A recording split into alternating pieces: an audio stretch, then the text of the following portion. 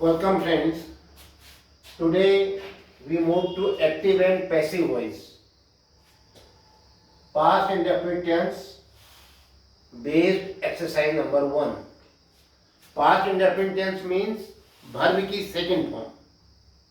Went, plugged, wrote, sang, played subject के साथ. इससे समझते हैं. देखो, our cricket team won the cricket match. देखिए won किससे बना है? विन से. Win, won, one. Second form आई है. हमारी क्रिकेट टीम क्रिकेट मैच जीत गई. तो वॉन किसमें चेंज होगा? पैसिव वॉइस का नियम देखिए. वॉज, वेर प्लस वर्ब की थर्ड फॉर्म. इसके साथ जो सब्जेक्ट बनेगा उसके अनुसार या तो वॉज आएगा या वेर, उसके बाद वर्ब की थर्ड फॉर्म. हम पहले सब्जेक्ट छांटते हैं. अब लेकिन सब्जेक्ट लिखने से पहले कॉमन रूल एक्टिव पैसिव का. The cricket match, our cricket team won, हमारी क्रिकेट टीम जीती. क्या जीती? आपने देखा द क्रिकेट मैच, ये ऑब्जेक्ट हो गया. ये आगे आकर के सब्जेक्ट बन जाएगा. और जो खेलने वाली टीम थी आवर क्रिकेट टीम, जो एक्टिव थी, अब वो पैसिव हो जाएगी. पीछे जाकर के ऑब्जेक्ट बन जाएगी. उसके आगे बाय लग जाएगा. तो क्या कहोगे? द क्रिकेट टीम को पहले लिख लो. आपने कहा ये पहले आ जाएगा. The cricket team, the cricket match, the cricket match. और इसके साथ क्या आएगा? अब आपने कहा was aware, CRICKET, the cricket match. एक मैच है तो वॉज आएगा. The cricket match was. अब क्या आएगा वॉज के साथ? वर्ब की थर्ड फॉर्म आएगी. क्या आएगी? वर्ब की third form. Win, won, won. Won का थर्ड फॉर्म क्या होता है? वॉन ही होता है. The cricket match was won by our cricket team. By लगेगा और ये जो आवर क्रिकेट टीम है ये पीछे चले जाएगी. बाय आवर क्रिकेट टीम, ये ऑब्जेक्ट बन जाएगा.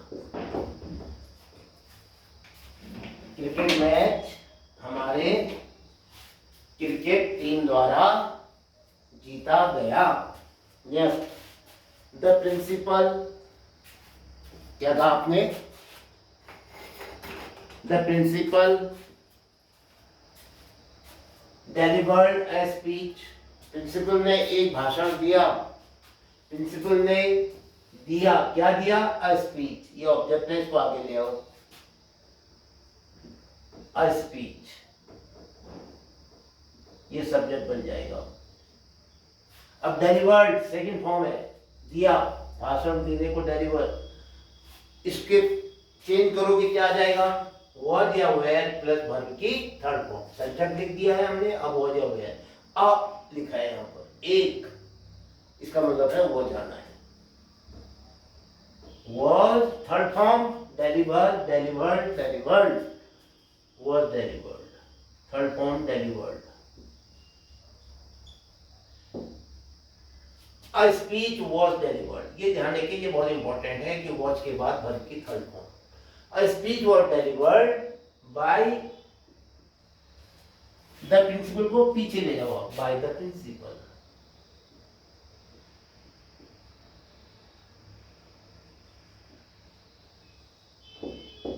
Yes. She did not sing a sweet song. उसने गाना नहीं गाया. क्या नहीं गाया? a sweet song. तो a sweet song ऑब्जेक्ट था. अब ये सब्जेक्ट बन जाएगा. a sweet song. अब क्या था? did not sing का क्या हो जाएगा? was not. did bदल जाता है was में. was not. अब देखिए sing का क्या होगा? थर्ड फॉर्म आएगी. sing, sang, sung, SUNG. A sweet song was not sung. सी है, गाने वाली कौन थी? सी. सब्जेक्ट ये थी. अब ये सब्जेक्ट नहीं रही. ये क्या हो जाएगी? ऑब्जेक्ट. इसके आगे क्या लगेगा? बाय. सी का क्या हो जाता है? Objective case. बाय हर, उसके द्वारा. काके की, उसके, तो सी का हर हो जाता है. Yes. Fourth, why did the boy not buy a new dress? लड़के ने एक नई ड्रेस क्यों नहीं खरीदी थी या क्यों नहीं खरीदी? क्या नहीं खरीदी? A new dress. ये क्या है? ऑब्जेक्ट था। अब क्या बनेगा? Subject, a new dress. And new dress आ जाएगी आगे, और द बॉय चला जाएगा पीछे। लेकिन ये इंटरोगेटिव सेंटेंस है, WH वर्ड वाई है, तो अभी भी वाई आएगा। वाई को आप लिखेंगे वाई। यहाँ डिड आया है, ये बदल जाएगा वॉज या वेयर में। वाई वॉज, क्यों आया वॉज? वेयर क्यों नहीं आया? क्योंकि यहाँ अ न्यू ड्रेस आने वाला है subject. Why was a new dress, अब नॉट आएगा। Why was a new dress not? Buy की थर्ड फॉर्म बताओ। Buy, bought, bought, BOUGHT, bought. क्या हो जाएगा? Why was a new dress not bought by? किसके द्वारा? The boy था सब्जेक्ट, अब वो हो जाएगा object, by the boy।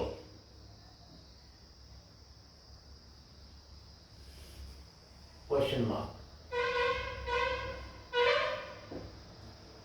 Next, fifth, why did he abuse you? You, आपको गाली क्यों दी? उसने आपको गाली क्यों दी? तो यू पहले आ जाएगा। अब व्हाई है यहाँ, तो व्हाई रहेगा ही। WH वर्ड चेंज नहीं हुआ, यहीं पर आएगा। डिड की जगह में हो जाएगा, लेकिन अब इसके अनुसार आएगा, यू के अनुसार, क्योंकि यू को आगे आना है। यू के साथ वॉज नहीं आता है। क्या आता है यू के साथ? Were. Why were you? Why were you? Abuse की third form abused. Why were you abused by? बताइए, ही है, ही का क्या हो जाएगा? By him. उसके द्वारा आपको गाली क्यों दी गई? उसके द्वारा आपको गाली क्यों दी गई थी? Question mark, interrogative sentence. 6, the masons completed the house in 6 months। जो कारीगर थे, जो राजगीर हैं, जो काम करते हैं ईटा गारा का, उन्होंने मकान को 6 महीने में पूरा कर दिया था। कंप्लीटेड, तो द मैसन तो पीछे चले जाएगा, द हाउस आगे आ जाएगा।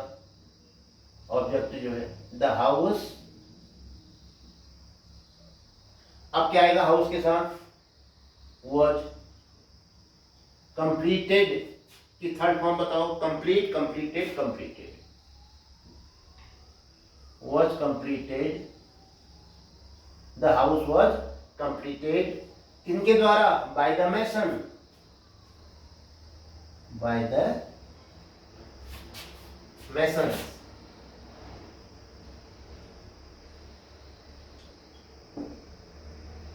in 6 months, in 6 months। Question mark. Yes, did the painter paint the wall? क्या पेंटर ने दीवार को की पुताई कर दी थी? तो डिड का क्या हो जाएगा? वॉज। क्यों आया वॉज? क्योंकि द वॉल को आगे जाना है, वॉल एक है, इसलिए वॉज आएगा। Was the wall, was the wall। Third form लाओ पेंट की, painted. was the wall painted? कौन है सब्जेक्ट? The painter. अब ये पीछे चला जाएगा, इसके आगे बाय लगाओ पहले, by the painter.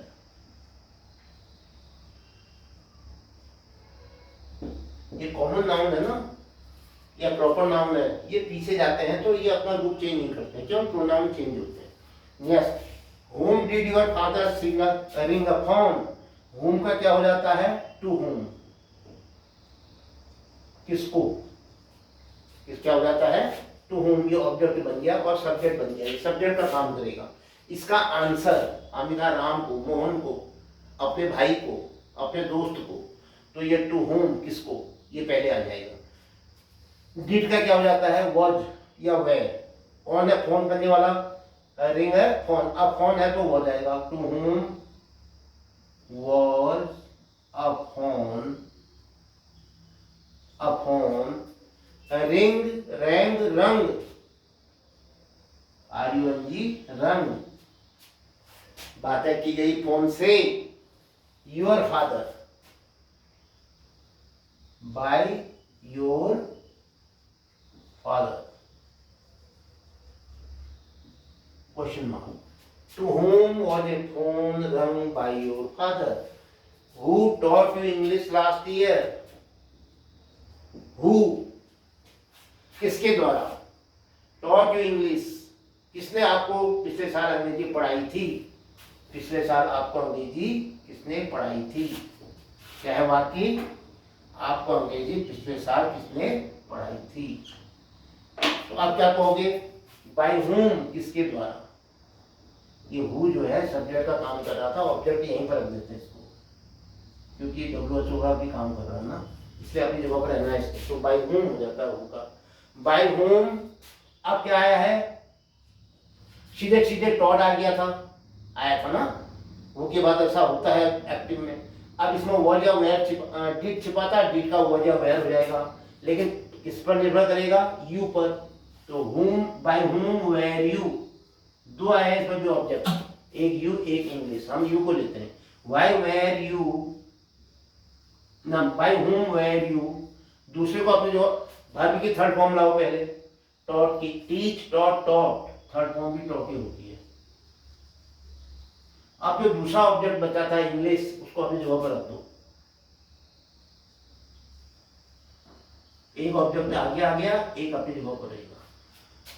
By whom were you taught English last year?